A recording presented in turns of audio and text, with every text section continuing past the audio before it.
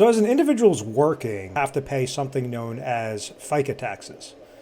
And what FICA tax comes down to is a portion of your salary or your income needs to go to a Social Security taxation, and then another portion has to go to a Medicare taxation.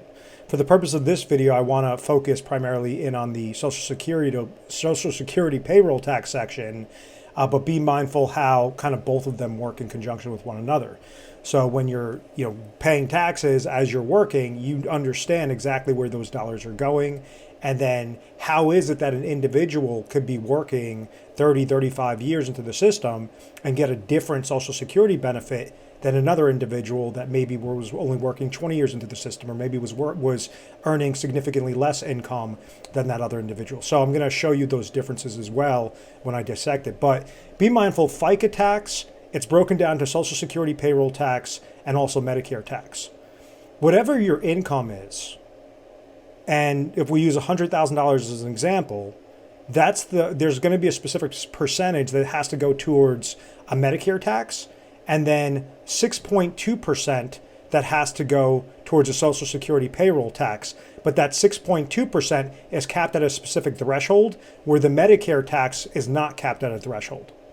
So, said a different way, what happens is if somebody makes $100,000, just for really easy math, in that example, they would need to put $1,450 has to go to that Medicare tax, and then $6,200 would have to go towards that Social Security payroll tax.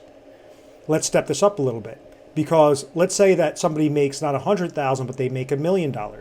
What happens between those two those two different tax forms, and what is the portion of dollars that you're paying into the system?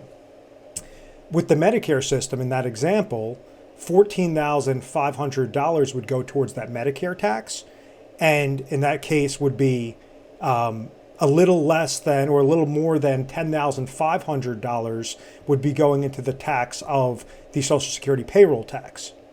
Now, when you hear that, you're probably like, why is there such a difference there? I thought you said 6.2%.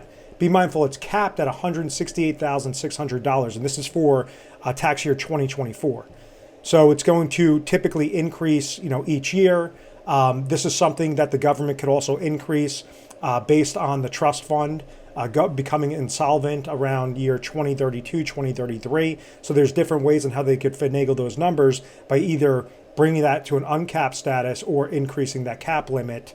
Either increasing the percentage that you'd have to pay into Social Security tax, or increasing the actual cap limit off of what is taxed that goes into the Social Security payroll tax.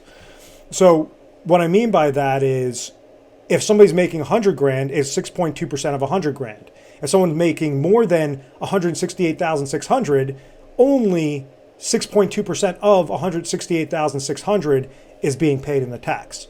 So I hope that makes sense. So basically, if you're making significantly more money, that could be somewhat advantageous, but you're still getting screwed over on the Medicare tax with the Social Security payroll tax. So let's say you make 50 grand and you're not making the 100,000.